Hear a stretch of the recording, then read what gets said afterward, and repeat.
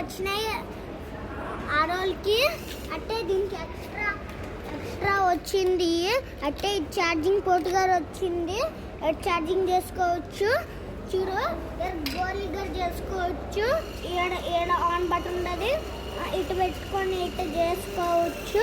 అంటే కాలిగ్గర పెట్టుకోవచ్చు. లైటింగ్ గారు వచ్చింది, చిన్న లైటింగ్ ఎయిర్గాని ఇట్ట పెట్టుకోవచ్చు.